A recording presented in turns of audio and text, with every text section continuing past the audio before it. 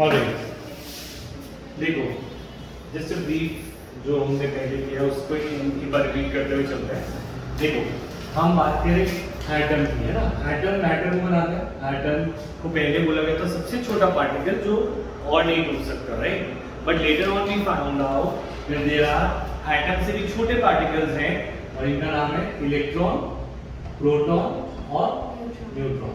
तो तीन पार्टिकल हैं जो एटम से छोटे हैं, एक नेगेटिव, एक पॉजिटिव और एक न्यूट्रल। तो वी हैव थ्री पार्टिकल्स। इन पार्टिकल्स को बोलते हैं सब एटॉमिक पार्टिकल्स। इन्हें क्या बोलते हैं? सब एटॉमिक पार्टिकल्स। जब इनकी डिस्कवरी होगी, जब ये पता चल गया कि सब एटॉमिक पार्टिकल्स एग्जिस्ट करते हैं, उसके बाद हमें पता चला, हम इसको फिट करने लगे कि एटम एक्चुअली बना किससे। ये जो प्लास्टिक की चेयर है, हर चीज, एयर है, वो सब चीजें मैटर से बनी। किससे बनी? मैटर से। तो जो मैटर है, मैटर के अंदर जो पार्टिकल है एटम, उसके अंदर ये तीन चीजें हैं। तो हमें इसका एक्सप्लेनेशन देना था कि एटम के अंदर इलेक्ट्रॉन, प्रोटॉन और न्यूट्रॉन कैसे डिवाइडेड है, कहां पे प्रेजेंट है। तो first attempt was done by Thomson. पहला अटेम्प्ट किसने किया था? थॉमसन ने। तो थॉमसन के जो मॉडल में बात कही गई थी वो ये कही गई थी कि जो पूरा एटम है वो पॉजिटिवली चार्ज है और उसमें जो इलेक्ट्रॉन्स है वो इस तरीके से एम्बेडेड है, जैसे वाटरमेलन के अंदर सीड्स होते हैं। जस्ट लाइक दैट, वाटरमेलन के अंदर जैसे सीड्स होते हैं, वैसे हमारे एटम के अंदर पॉजिटिव जो रेड पार्ट है, जो पॉजिटिव पार्ट है, वो सारा रेड रीजन है और जो इलेक्ट्रॉन्स हैं they are embedded just like the seeds. ये मॉडल को जल्दी फेल कर दिया इसके द्वारा, रदरफोर्ड। तो फर्स्ट अटेम्प्ट जो हम माने, वैसे इससे पहले डाल्टन ने अटेम्प्ट किया था, उसके बाद थॉमसन ने, फिर अब से next attempt was done bye Rutherford. Rutherford ने बोला कि जो थॉमसन बोल रहा है वो गलत है। जो पॉजिटिव चार्ज है वो हर जगह नहीं फैला हुआ, वो सेंटर में है। कहां पे है वो? सेंटर में। और उस सेंटर को उसने बोला न्यूक्लियस। क्या बोला? न्यूक्लियस। रदरफोर्ड्स मॉडल के अंदर ये बात हुई कि जो एटम है इसके सेंटर में न्यूक्लियस है, जहां पर प्रोटॉन पाए जाते हैं, यानी पॉजिटिव पार्ट चार्ज जो है वो सारा सेंटर में है, वो हर जगह नहीं है, जैसे थॉमसन बोल रहा था वैसा नहीं। और प्रोटॉन के साथ साथ न्यूट्रॉन भी यही पाए जाते हैं। प्रोटॉन के साथ क्या पाया जाता है? न्यूट्रॉन। और प्रोटॉन और न्यूट्रॉन बहुत भारी होते हैं, they have very high mass as compared to electron. तो इनकी वजह से पूरा मास भी होता है। तो mass and positive charge is inside nucleus. कहां पे है सारा? Nucleus, that is the centre. उसने बोला, थॉमसन के एटम का साइज बताया, उसने बताया था 10 to the power -10 metre. Nucleus का साइज रदरफोर्ड ने बताया। रदरफोर्ड ने बोला 10 टू द पावर -15 मीटर। तो ये कितना डिफरेंस है? Just to give you an idea, एक क्रिकेट बॉल न्यूक्लियस है, तो एटम है क्रिकेट स्टेडियम।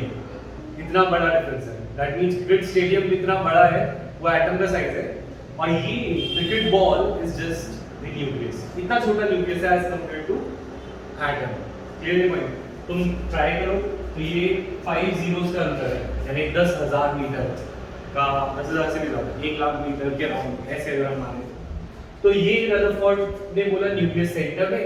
फिर उसने बोला इलेक्ट्रॉन कहां जा रहा है? इलेक्ट्रॉन जो है, उसने बोला electron revolves around the nucleus, nucleus के आसपास घूमता है, जस्ट लाइक सन के आसपास प्लैनेट। यहां से वही प्रॉब्लम शुरू हुई थी। तो धीरे, तुम्हें पता है drawback of the Rutherford model क्या था? रदरफोर्ड मॉडल की प्रॉब्लम क्या थी? What was the drawback of the Rutherford? याद है? हम आ देते हैं नहीं? सर जो उसने प्रपोज किया था, जो इलेक्ट्रॉन की मूवमेंट, तो उस that was in constant acceleration in that case. That electron was in constant acceleration. So sometimes the energy will. Sometimes नहीं, always. Point is this, according to another scientist, एक Thompson हो गया, एक Rutherford हो गया, एक और साइंटिस्ट ने एक और थ्योरी दी। उसने बोला कि वो साइंटिस्ट था मैक्सवेल।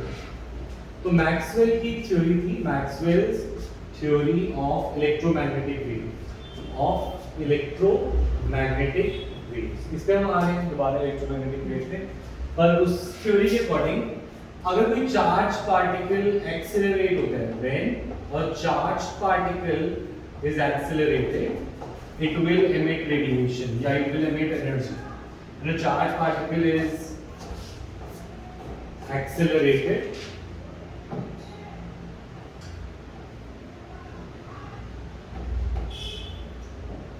क्या डबल सी आएगा या सिंगल सी आएगा? और सिंगल है ना. Accelerated, when charged particle is accelerated it emits electromagnetic wave.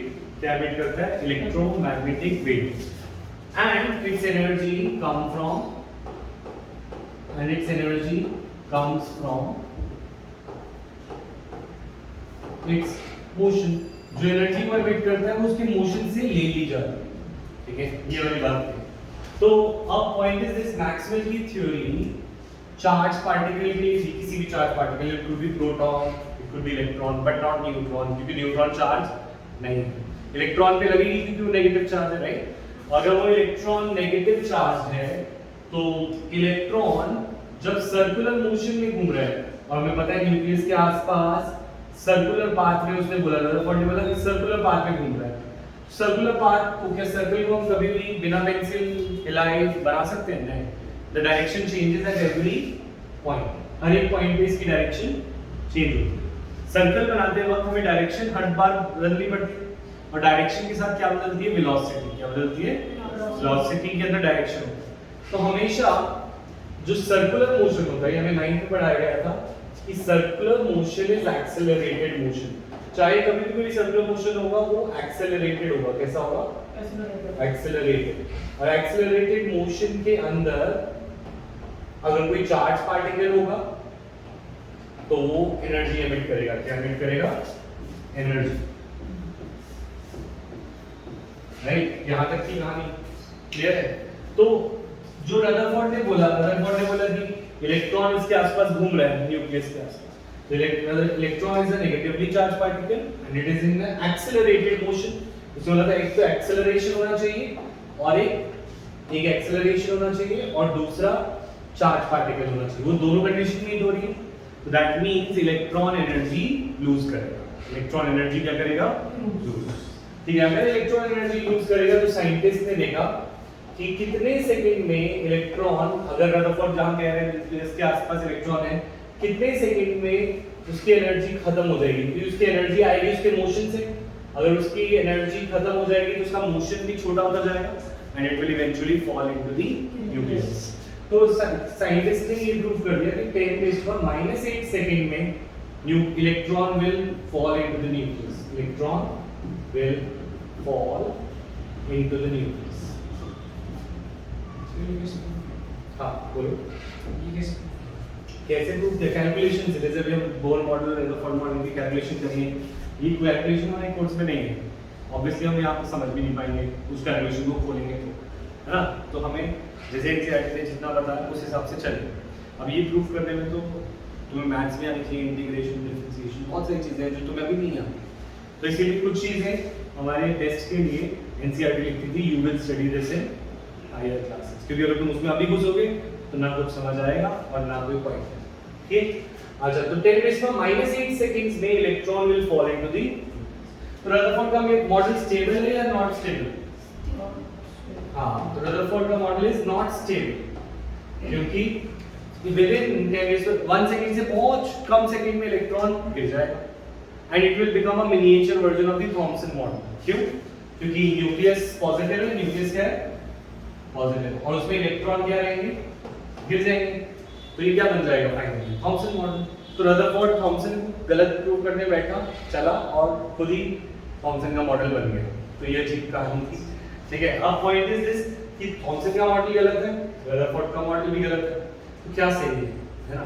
तो इसके बीच में हमारे पास बहुत बड़ा गैप आया और उस गैप में हमने बहुत सारी चीजें सीखी. यहाँ से हमारा चैप्टर शुरू है. इससे पहले की कोई कहानी नहीं आती है.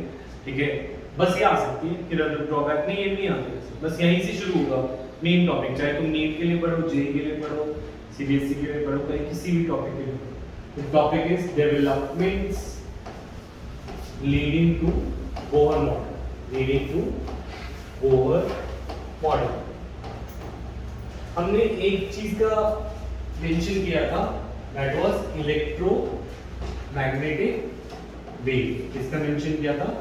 इलेक्ट्रोमैग्नेटिक वेव, है ना। अब इसको समझ रहे थे हम कि इलेक्ट्रोमैग्नेटिक वेव होती क्या है। इलेक्ट्रोमैग्नेटिक वेव का एक एग्जांपल है लाइट। इसका एग्जांपल क्या है? Light is an example of electromagnetic. इसके अलावा और भी है, कौन कौन सी कुछ idea? Sound is not electromagnetic wave.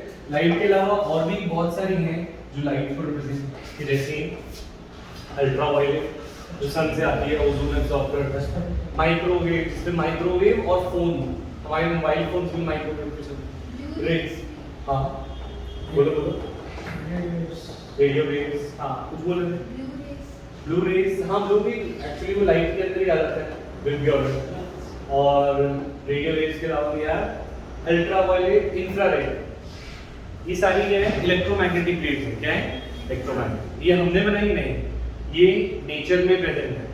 सन भी ये सारी दे रहा है, यूवी दे रहा है, आया दे रहा है, तो किसी साइंटिस्ट ने बनाई नहीं है। ये एक्चुअल में एक नेचुरल प्रोसेस है, एक नेचुरल वेव है, राइट। तो इलेक्ट्रोमैग्नेटिक वेव या लाइट को सोचो, सबसे अच्छा एग्जांपल क्या है? लाइट। तो व्हाट इज लाइट? जब हमने इसके बारे में जानना चाहा तो हमें एक चीज मिली, इलेक्ट्रोमैग्नेटिक वेव में क्या होता है आदित्य, याद है? What is an electromagnetic wave? What is light? It has two components. क्या two components हैं? One electric field. क्या है? एक इलेक्ट्रिक फील्ड है जिसे करंट के आसपास होती है, वो इलेक्ट्रिक फील्ड होती है। और दूसरी चीज उसके पास है मैग्नेटिक फील्ड। और ये दोनों एक दूसरे के परपेंडिकुलर चलती है। डायग्राम तो बहुत बुरा है। पॉइंट इज दिस कि इलेक्ट्रिक फील्ड एक प्लेन में चल रही है, मैग्नेटिक फील्ड दूसरे प्लेन में चल रही है। ये दोनों एक दूसरे के परपेंडिकुलर चल रही है, इलेक्ट्रिक फील्ड इस प्लेन में और मैग्नेटिक फील्ड इस प्लेन में।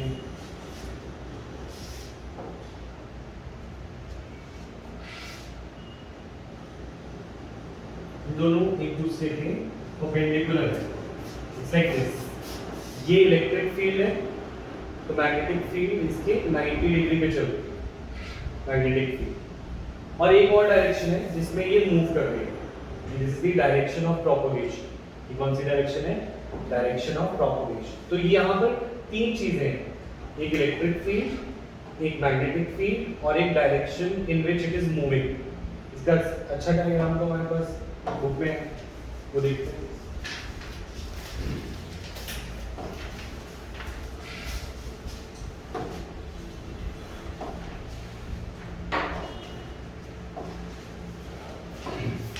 तो अपने नोट्स में निकाल लें, देखेंगे।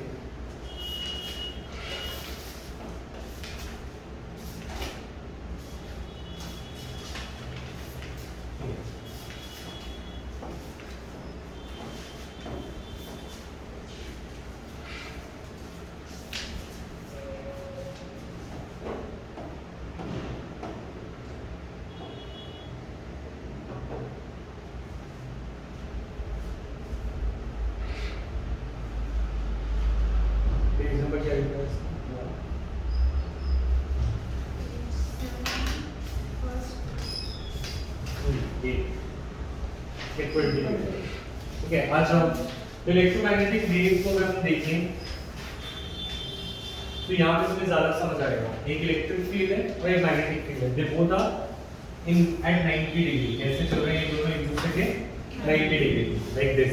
एक इलेक्ट्रिक फील्ड इसमें चल रही है, मैग्नेटिक फील्ड इसमें चल रही है, ऐसे दोनों एक दूसरे के 90 डिग्री पे। और जिस डायरेक्शन में वो जा रहे हैं वो तीसरी direction. Three directions are perpendicular, electric field, magnetic field in the direction in which they are going, direction of propagation. Clear है यहाँ पर? ठीक है। अच्छा, तो अब अगर हम बात करें कि इलेक्ट्रोमैग्नेटिक वेव के बारे में जानना है, थोड़ा सा फिजिक्स की तरह ये चैप्टर शुरू होता है केमिस्ट्री का, ठीक है। थोड़ा सा हम फिजिक्स वाली चीजों में ज्यादा जाते हैं क्योंकि केमिस्ट्री समझने के लिए थोड़ा बहुत जरूरी है। Let us start with electromagnetic wave की कुछ properties. You have space right here, page number 21 पे, page number 21 पे हम इसको लिखते हैं 20 तक है,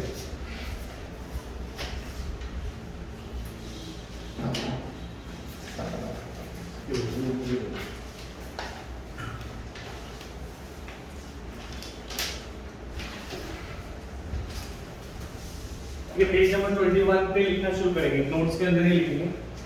लेट्स स्टार्ट। सबके पास है, ग्रेड हमारे पास है आदित्य, ठीक है। तो हमने शुरू किया लास्ट क्लास में शायद ये चीज है ना कि प्रॉपर्टीज, मैं एक बार रिपीट कर देता हूँ।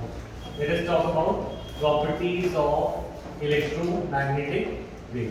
या उसकी करेंगे इलेक्ट्रोमैग्नेटिक वेव कैसे, उसको कैसे स्टडी करें, किसी लाइट जैसी वेव को कैसे पढ़ सकते हैं। जैसे फॉर एग्जांपल डॉग्स और कैट्स को पढ़ना है तो हम उसके हाथ पैर बोल देंगे, इसके 4 पैर है, 4 हाथ है, 2 हाथ है, 2 आंखें, 1 नाक है। तो ऐसे हम ऑर्गेनिजम्स को क्लासिफाई कर सकते हैं, राइट। पर अगर हमें किसी वेव को पढ़ना है तो वेव के अंदर कुछ प्रॉपर्टीज पढ़नी पड़ेगी। वो वेव की प्रॉपर्टीज क्या है? First property is wavelength. First property क्या है? वेवलेंथ। हर एक वेव एक तरीके से चलती है, like this, like we have seen wave ऐसे चलती है। तो इट मेक्स हिल टॉप्स या टॉप्स, जिन्हें बोलते हैं क्रेस्ट, क्या बोलते हैं? और कुछ वैलीज बना देते हैं जिनको हम बोलते हैं ट्रो। तो या तो 2 क्रेस्ट का डिस्टेंस ले लो या 2 ट्रो का डिस्टेंस ले लो। 2 क्रेस्ट का डिस्टेंस भी एक वेवलेंथ होता है और 2 ट्रो का डिस्टेंस भी एक वेवलेंथ होता है। वेवलेंथ का मतलब है 2 एडजेसेंट क्रेस्ट और 2 एडजेसेंट, एडजेसेंट मतलब पड़ोसी, 2 पड़ोसी ट्रो और 2 पड़ोसी क्रेस्ट का डिस्टेंस ले लो, it will be called a wavelength. अगर तुम्हें इसकी डेफिनेशन लिखनी है, you can write distance between adjacent crest और ट्रो, एडजेसेंट क्रेस्ट और ट्रो। अच्छा, इसकी यूनिट क्या होती है? इसकी यूनिट होती है मीटर। यूनिट क्या है? मीटर। बट कुछ कॉमनली यूज्ड यूनिट्स हैं जो हमारे को क्वेश्चन में कंफ्यूज कर देते हैं। यूनिट तो मीटर है क्योंकि ये लेंथ है, ठीक है। उसके अलावा कुछ और यूनिट्स हैं लाइक दिस 1 नैनोमीटर। 1 नैनोमीटर को हम 1 nm रिप्रेजेंट करते हैं। 1 nm is equal to 10⁻⁹ 1 angstrom, इसको हम बोलते हैं एंगस्ट्रॉम। जैसे फॉर एग्जांपल अगर तुम्हें स्केल से कुछ डिस्टेंस या कॉपी में कुछ डिस्टेंस नापने होते हैं, किलोमीटर में नापते हो, मीटर में या सेंटीमीटर? सेंटीमीटर, है ना। तो centimetre is appropriate for the things we do in a notebook. इसी तरीके से ये सेंटीमीटर से भी बहुत छोटी है वेव की लेंथ। वेव की लेंथ जो होती है सेंटीमीटर से भी बहुत छोटी है। तो मीटर से कितना छोटी होती है? 10⁻⁹ मीटर, 10⁻10 मीटर। तो इसीलिए हम ये चीजों का इस्तेमाल करते हैं। तुम सेंटीमीटर बोलते हो, यहाँ पे हम नैनोमीटर यूज करते हैं। सेंटीमीटर की जगह नैनोमीटर, एंगस्ट्रॉम। एंगस्ट्रॉम का सिंबल है एक के ऊपर एक डॉट, ठीक है। पिकोमीटर भी है। Picometre is 1 picometre is equal to 10⁻12 metre. ये लिखते हैं, मैं कॉपी में लिखो या यहाँ पे छोटे छोटे लिखने की 4 प्रॉपर्टीज हैं वेवलेंथ के बारे में।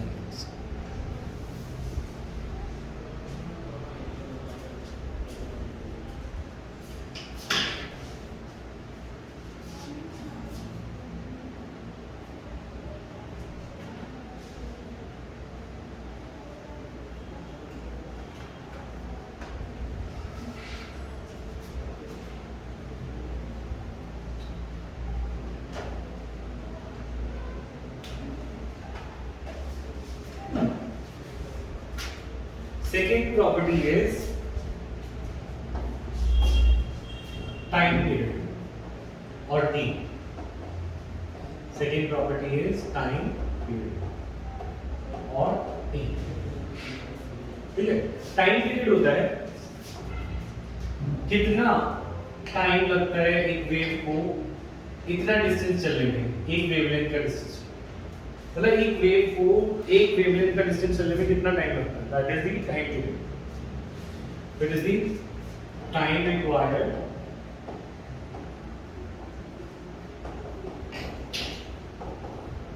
by the wave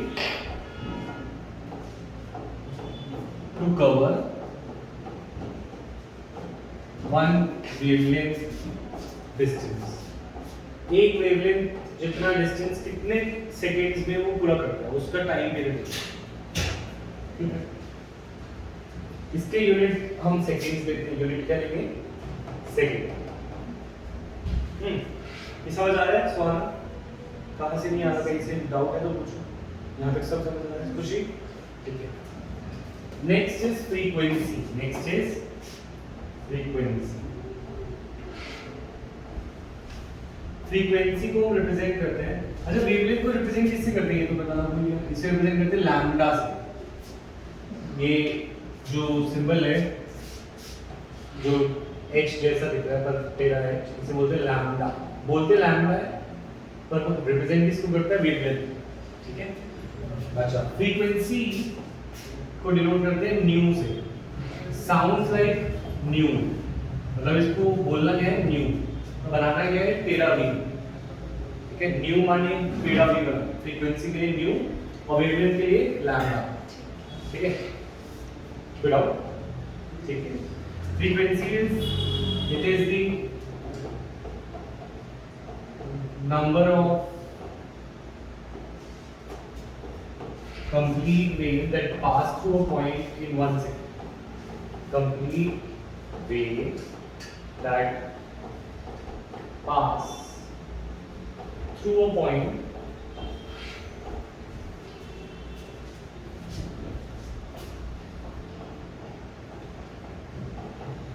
in 1 second.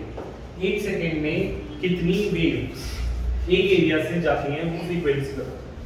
For example, यहाँ पे तुम खड़े हो, ठीक है, या तुम्हारा रेडियो सेट है, रेडियो एफएम सुनते हैं।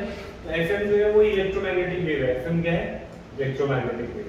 तो एफएम रेडियो सिग्नल तक कितनी बार आती है, देखो ये एक वेव, दो वेव, तीन वेव, चार वेव, पांच वेव। यहाँ से एक सेकेंड में कितनी वेव्स होके गुजर जाएंगी, वो फ्रीक्वेंसी। एक सेकेंड में कितनी वेव आती है, वो फ्रीक्वेंसी। इसका फॉर्मूला भी हम निकाल सकते हैं, पर तुम्हें याद ही करना है। मैं तुम्हें बता देता हूँ, उसका तुम्हें याद करना। साइंस लिए दूसरा लगेगी, साइंटिस्ट बनेंगे पेपर। पहले हम साइंस को समझ लेंगे, यहाँ पे उसे याद कर लेंगे, क्योंकि जो याद करके आया होगा उससे भी हमें कंप्लीट करना है। तुम समझो पहले, फिर उस चीज को याद करो, ताकि तुम क्विकेस्ट टाइम में निकाल पाओ, राइट। तो पॉइंट इज दिस, एक वेवलेंथ का डिस्टेंस वो कितने सेकंड में चलता था, t सेकंड में। कितना, यानी कि एक वेव कितना सेकंड लेती थी, t सेकंड। यही बोला था ना आपने टाइम पीरियड में, एक वेवलेंथ का डिस्टेंस, यानी एक वेव का जो डिस्टेंस है वो कितने सेकंड में चलता है, t सेकंड। तो एक सेकंड में कितनी वेव चलेगा, वो 1/t। एक सेकंड में कितनी वेव्स आई, 1/t। तो फ्रीक्वेंसी यही होता है ना, एक सेकंड में कितनी वेव्स आएंगी, यही होता है ना, एक सेकंड में कितनी वेव आई। तो न्यू का फॉर्मूला डायरेक्ट अब याद रखेंगे। ये अब जब भी पूछूंगा ये डिराइव नहीं करेंगे, ये याद रखेंगे। न्यू का फॉर्मूला 1/टाइम। नहीं आया तो अभी सुन लो, दोबारा समझ लो, उसके बाद इसको याद करो। ठीक है, दोबारा समझाओ, ये क्लियर है? आ गया ब्रेन, खुशी? तो ये भूल जाओ, new is equal to 1/t। ठीक है, टाइम की सेकंड, टाइम की यूनिट सेकंड। अच्छा, इसकी यूनिट क्या होगी, फ्रीक्वेंसी की सेकंड इनवर्स, और सेकंड इनवर्स को हर्ट्ज भी बोलते हैं। क्या बोलते हैं, हर्ट्ज। ठीक है,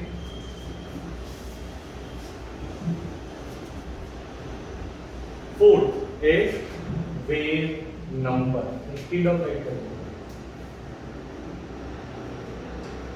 स्पीड ऑफ इलेक्ट्रोमैग्नेटिक वेव। अच्छा, speed of light, light is an electromagnetic wave, yes और नो? चलो वेरी नोट कर दो।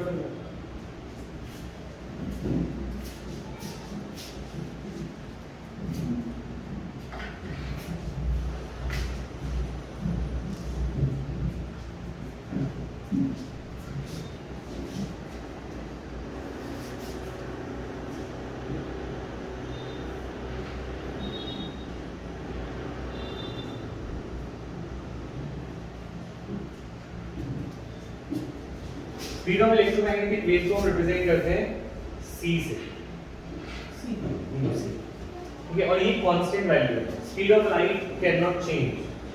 ठीक है, तो वो उसकी स्पीड ऑफ लाइट या speed of any electromagnetic wave for that matter is fixed, that is 8.3 into 10 to the power 8 meter per second. Light travels with this speed. So is microwave, so is UV, so is IR. सारे के सारे electromagnetic wave इसी speed से चलते हैं. But इसकी addition में formula निकालेंगे. स्पीड का फॉर्मूला क्या होता है? Distance upon time. तो अगर मैं c स्पीड बोल रहा हूँ तो डिस्टेंस कितना चलता है एक वेव? लैम्डा. कितना चलता है? और कितने टाइम में चलता है? t time. मैं बोल सकता हूँ c is equal to lambda by t. Distance upon time. ठीक है. अच्छा लैम्डा को अलग रखूं और 1 by t को अलग चलेगा? Yes sir. ठीक है. लैम्डा और 1 by t को अलग करके 1 by t को फ्रीक्वेंसी बोल सकते हैं. यस. तो फिर से एक डेरिवेशन मैंने बताई जो तुम्हें याद नहीं रखनी. तुम्हें ये याद रखना है c is equal to lambda nu. Wavelength into frequency is equal to speed of wave derive करनी है तो लिख लो, अपनी कॉपी पे लिख लो. ठीक है. पर इसको वैसे करके नहीं बैठना नहीं है हमें, वो याद रखना है वो.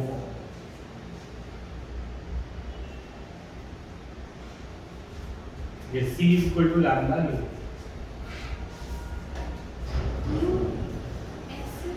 Nu हाँ v टेढ़ा v left side.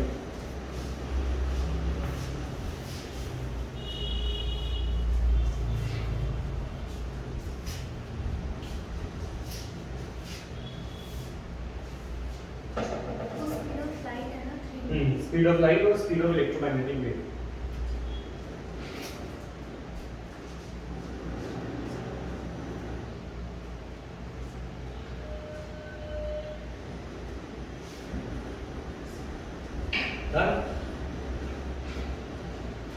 Last property रहेगी वेव नंबर.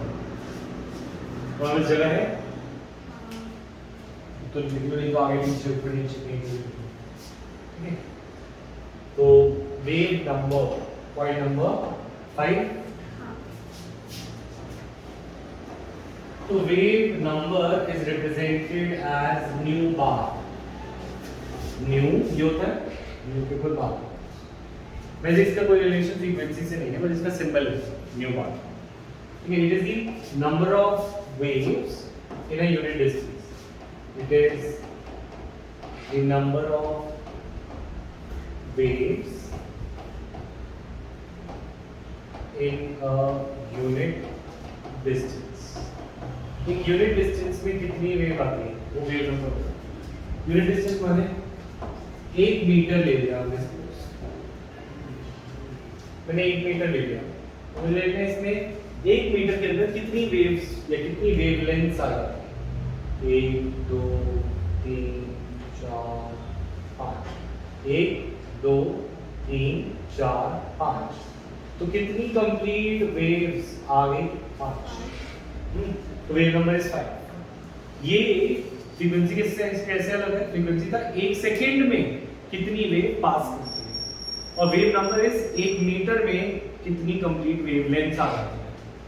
वेव नंबर को भी तुम इसका फॉर्मूला भी वैसे डिराइव कर सकते हो if you want to. Sir frequency into time. Frequency into time. तो wave frequency into time. Frequency into time will be 1. Frequency is 1 by t.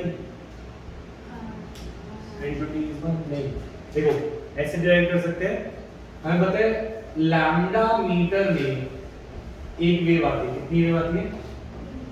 Lambda metre में एक वेव आती है क्योंकि एक वेवलेंथ बोलते हैं. तो एक मीटर में कितनी वेव आएगी? 1 by 1. तो वेव नंबर का फॉर्मूला क्या होगा? 1 upon लैम्डा. क्योंकि 1 मीटर में हमें देखना था कितनी वेव आती है. बार बता. लैम्डा मीटर में एक वेव आती है, एक वेवलेंथ में एक वेव आती है. 1 मीटर में कितनी आएगी? यूनिटरी मेथड से 1 by लैम्डा. ये नहीं करना है यार. पी डिराइव कैसे करना है? हमें क्या करना है? Nu bar is equal to 1 by. ये अब कुछ 2-4 फॉर्मूलाज हो गए. फाइनल लिस्ट क्या है फॉर्मूलाज की जो भी यूज करना है? First nu is equal to 1 by t. Okay, c is equal to सबसे important lambda into u.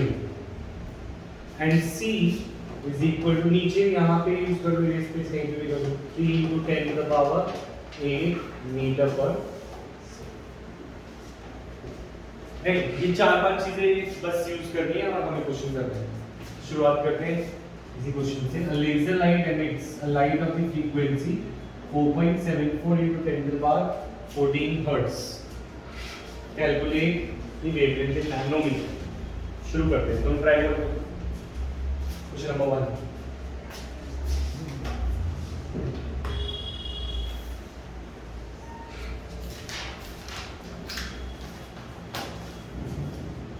एक मैं करके दिखाऊं पहले।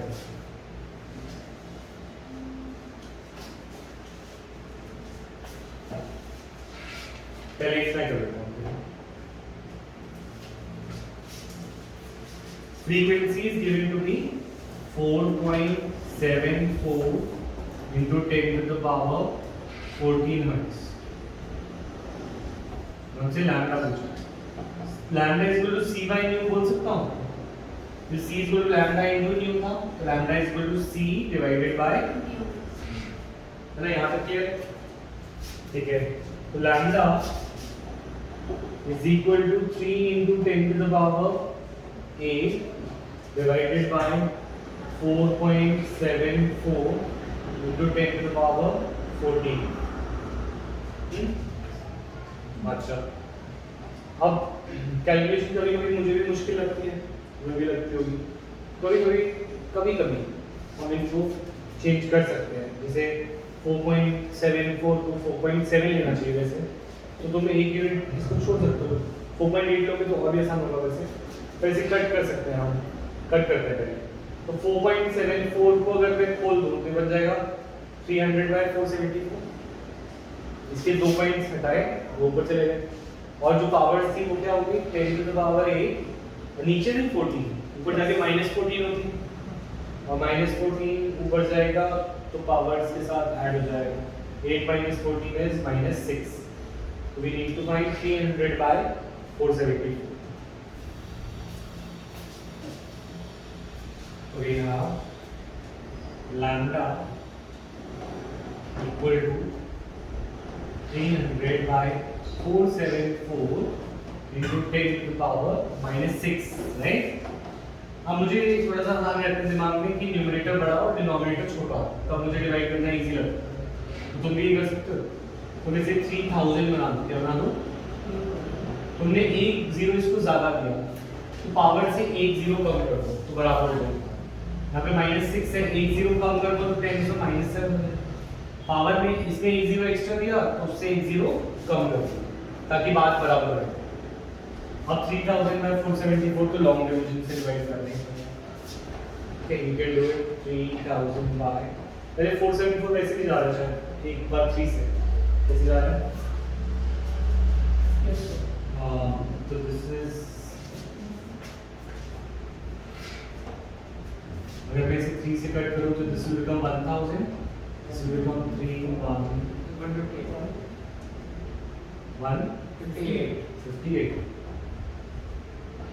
ठीक है, तो ये हो गया 1000/158। उसे डिवाइड कर देते हैं, ठीक है, तो प्रायोरिटी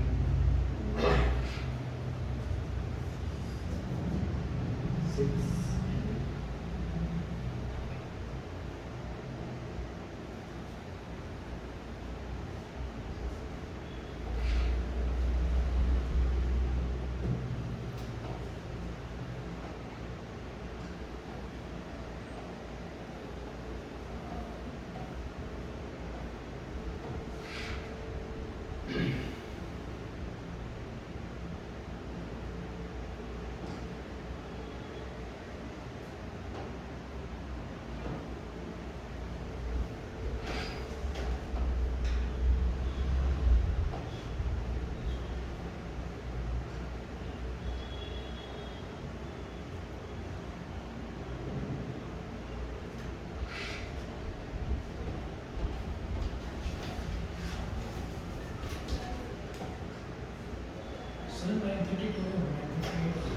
नहीं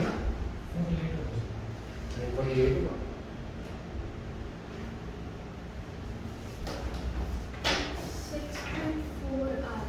6.4 यार।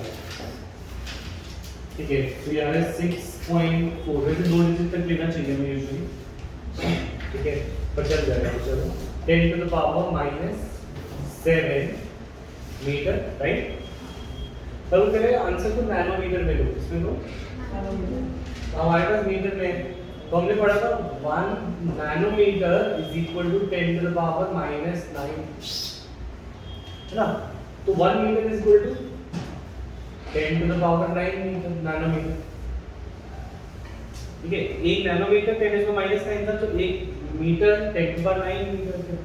तो इसको मैं रिप्लेस कर दूंगा, तो ये हो जाएगा 6.4 into 10 to the -7 मीटर को नैनोमीटर बनाने पे 10 to the power 9 नैनोमीटर, तो आएंगे अराउंड 640 नैनोमीटर, ठीक है, समझना आएगा।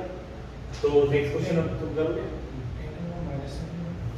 यहाँ पे -7, हाँ अभी चेंज किया, 1 nanometre 10 to the -9, 1 metre is equal to 10 to the power 9। खुशी कहाँ से होगी? वो 640 के साथ 640 कैसा है? अच्छा यहाँ पे -7 और 9 बचा तो 2 बच गए, तो 2 जीरो से इससे मल्टीप्लाई कर दो तो 640 आ जाएगा, 640 नैनो। नेक्स्ट क्वेश्चन जो तुम्हें करना है, क्वेश्चन नंबर 2 का ए पार्ट। इसको ही काम करके डिजिट चेंज कर दो, क्योंकि वरना ये आसपास आ जाएगा। You make it 450 nanometre, 450 nanometre करके क्वेश्चन नंबर 2 का फर्स्ट पार्ट करो। जिस तरीके से किया वैसे ही करो, कॉपी भी करो इसको।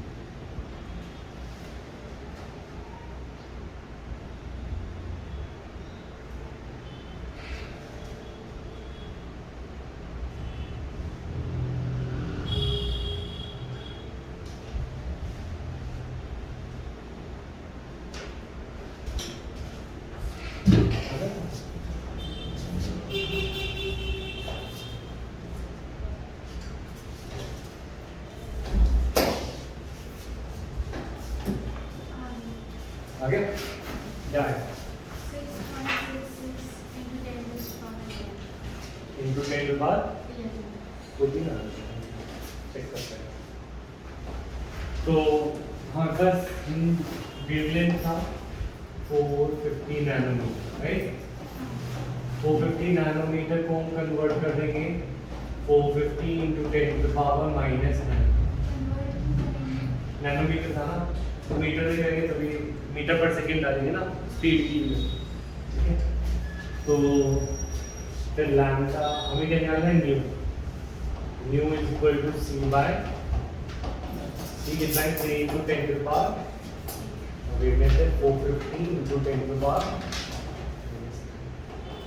ऊपर जाके पावर हो गई 10 to the power 17 और नीचे आ गया 3 by 450 मैं इसको न्यूमरेटर को बड़ा कर लेता हूँ तो ये हो जाएगा 3000 क्या हो जाएगा 3 जीरो मैंने यहाँ से निकाले 3 जीरो यहाँ से कम कर दो 3000 into 10 to the power and then I cut it 211 बनेगा, sorry 99.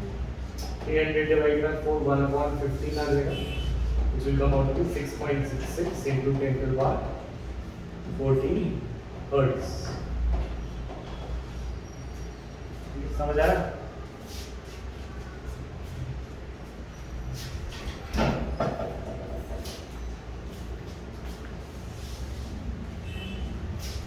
थैंक यू 50 months ठीक है तुम अपना होमवर्क ले लो जो तुम्हें घर से करके लाना है ठीक है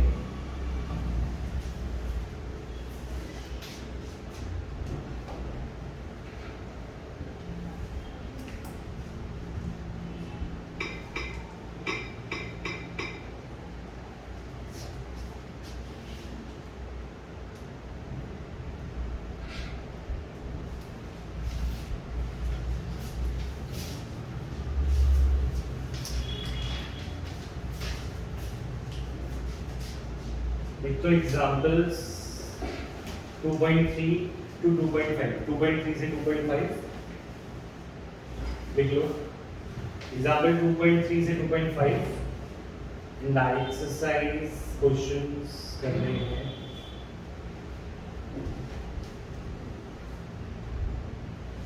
टू 2.6 का 2.5 एंड 2.7 ठीक है ये होमवर्क में करना है सवाल तुम भी कर सकते हो इसको है ना जब तुम्हारा बीच में क्या आता है हाँ इससे पहले कैथोड रे एक्सपेरिमेंट में तुम करते गए थे है ना इसलिए यहाँ से मैंने शुरू करा काउंटर मॉडल से है ना इसके आगे तुम रीड करो तो इसमें कुछ खास नहीं है ना कुछ आना पड़ा है तुम्हें करा दूँगा कुछ भी नहीं आता चैप्टर वहीं से शुरू हो रहा है जहाँ से मैंने आज करा है इससे पहले का आता नहीं है